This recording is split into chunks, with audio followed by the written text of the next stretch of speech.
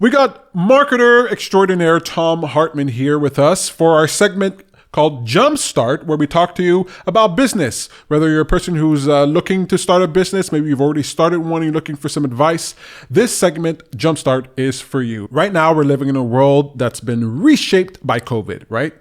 And I was wondering, so I've had to buy all kinds of gear and set everything up to do online do online work since my in-person work is gone, right? No more events, no more group meetings, no more public speaking.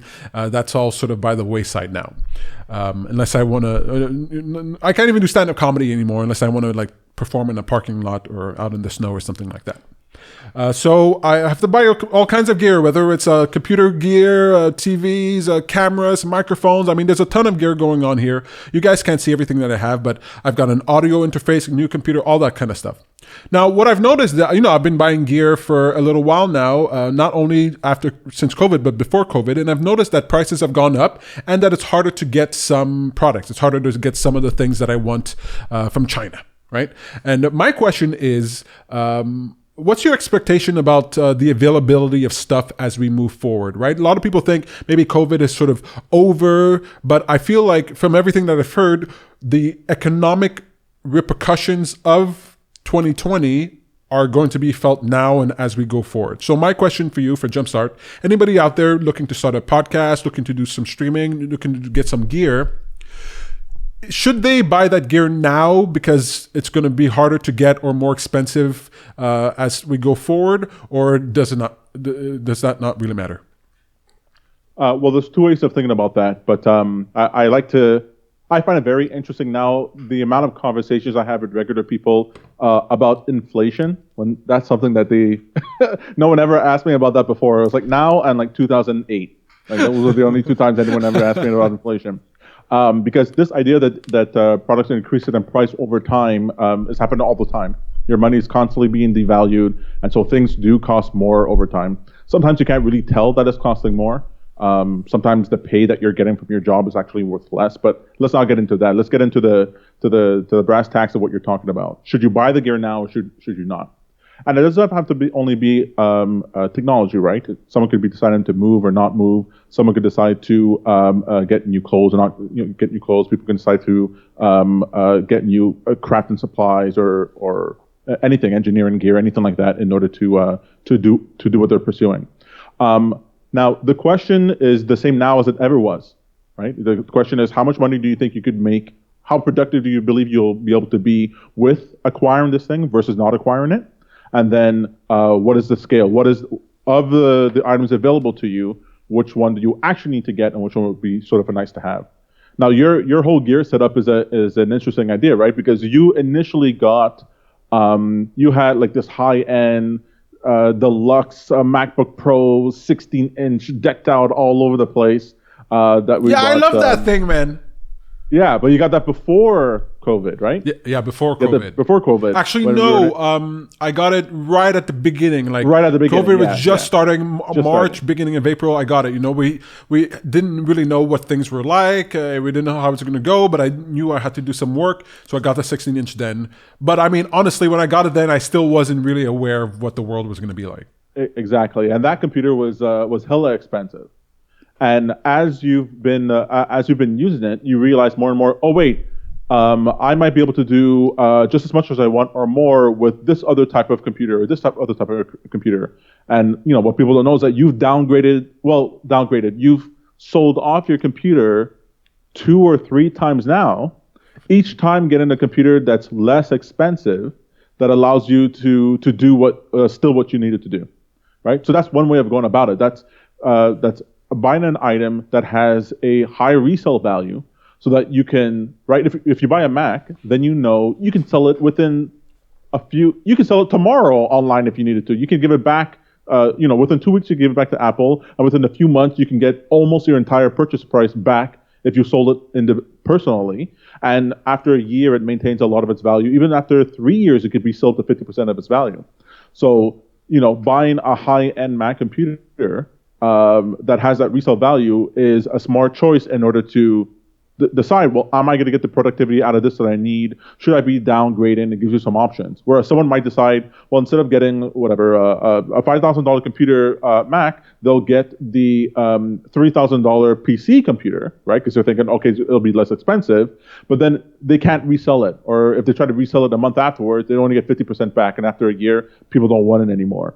So once you're thinking about the productivity you can get from a machine, the resale value, and then the upfront costs, you can sort of weigh the items to get. And in that circumstance, which is the same as any other circumstance, you don't wait or expedite your purchase because of COVID, right? That doesn't really matter. What really matters is how much productivity can you get out of this.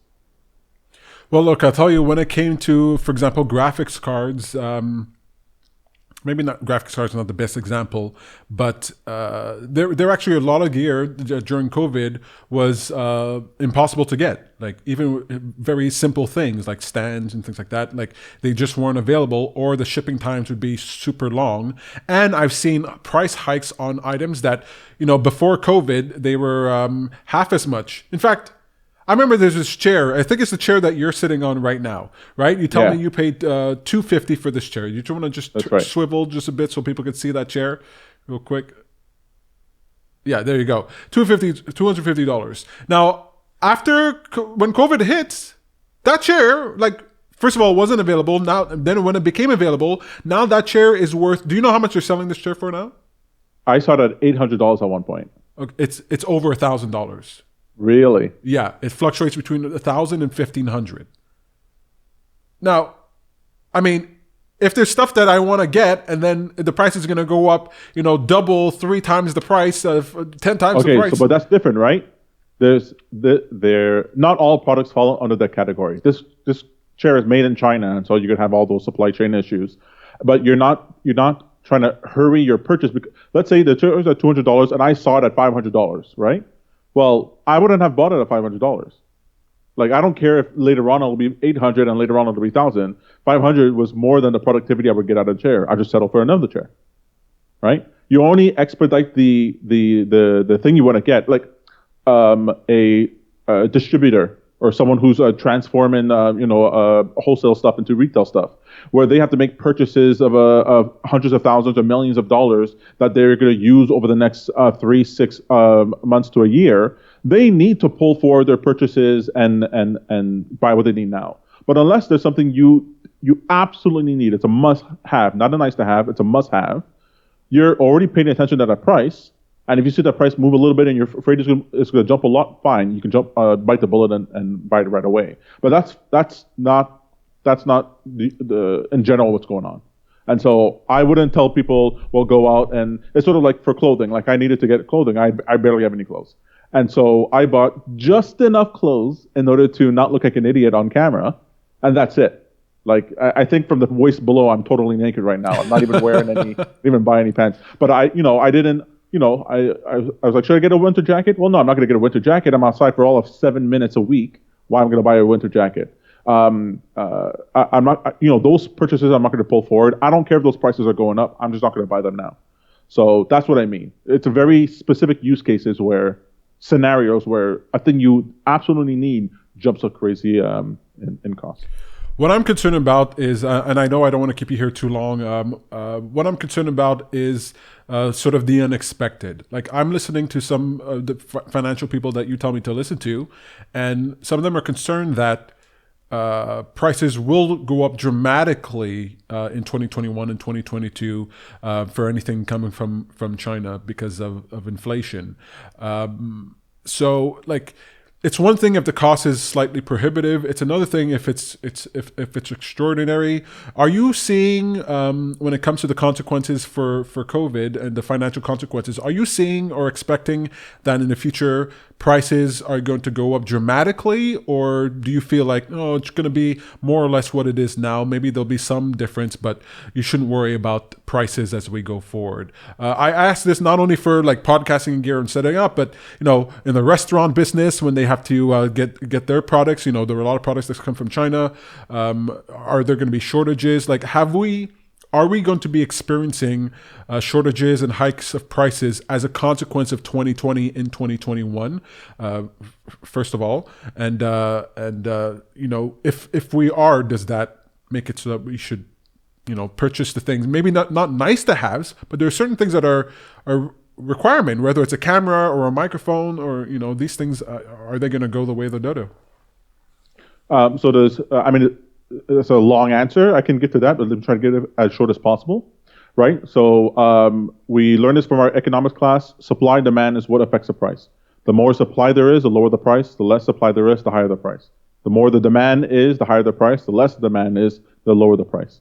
So what you're talking about there is that people the economists are worried about short-term supply inflation. So basically goods inflation. There's not enough of the thing, right? So if the demand stays the same or even increases, then the price of the thing will go up. Does that make sense?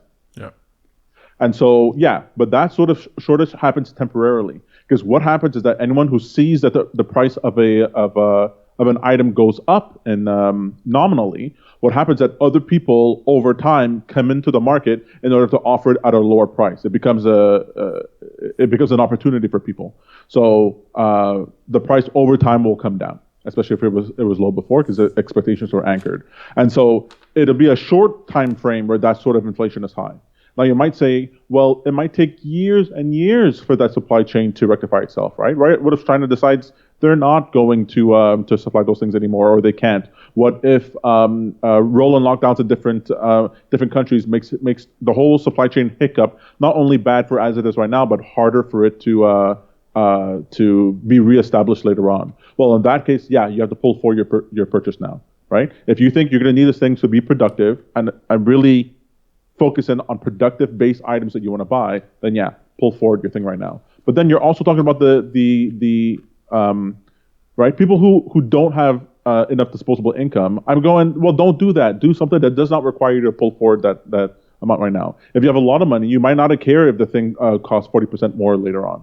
So really, the concern is people really on the mid level, right on the line in that gray area, where every dollar matters more than the rich person, but they can't go years without it. So that person has to weigh how productive they think they'll be. And if it's not a productive thing, especially in this environment where prices will go up, then I say don't pull forward any purchases. Only pull forward purchases on things that might. So for example, I bought a freezer, right? My wife and I bought a freezer when the COVID thing was happening. We didn't know what was going on. We didn't know what was going on with food.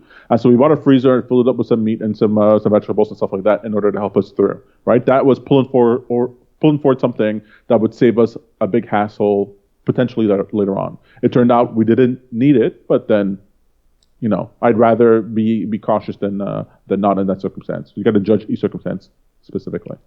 And being able to buy food in bulk and all that stuff does save money. So having a freezer does lower costs. Right. So it can work there. All right. So if it's productive, if it's going to serve you,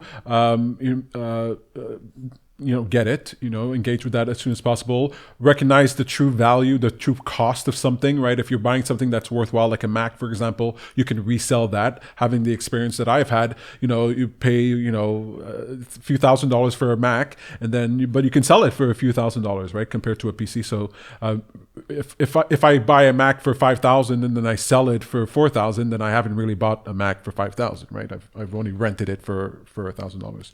So that's if you get more than $1,000 worth of productivity out of it, then you've made money. Perfect. So you're not concerned, Joe Biden, he just becomes, he's a president, he's going to be president. They've already printed $4 trillion or whatever dollars. He's promising another 1.9. There's going to be more after that. That's the part where I'm kind of concerned. Like, you're not concerned that the dollar is going to skyrocket or whatever. Like, you're not concerned about that imbalance when it comes to the dollar? No, the only thing that the markets don't like or the economy doesn't like is uncertainty. We know Joe Biden is going to print oodles and oodles of money, just like we know Justin Trudeau's government's going to do the same. All the governments around the world are going to do it. So they're going to print as much money as they can. If there was any uncertainty thing I was worried about before is if the Senate was still in the Republicans' hands. Now it's blue wave all across. So no uncertainty. They're going to print. I mean, it would, if they did the opposite. No, we got to be, fiscally austere, and we got to be conservative. Then that would just cause a huge amount of turmoil. But no markets anywhere are worried now because they know it's going to be fine. The value of our dollars, Canadian and American, everyone, all our dollars are going to go into the toilet. But it'll go into the toilet together, right? And that matters, right? Right? Zimbabwe, who got a 40,000% inflation rate, only mattered because all their neighboring countries didn't have it. If everyone devalues their currency equally, we won't notice. All the water will just come up to our necks, and everyone will be like, "I guess the water was always here."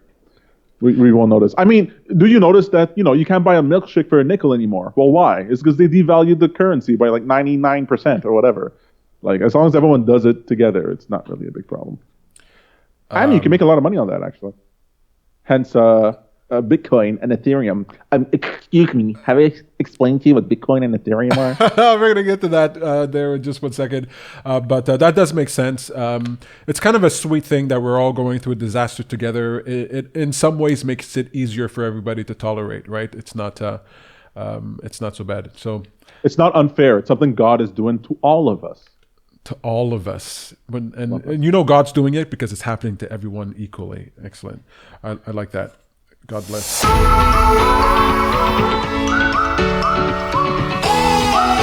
If you really like Bad Guru Nightly, thank you so much for watching. We'll be on again. Make sure to subscribe over on Facebook and YouTube so that you never miss another episode. Cheers. Cheers. Oh.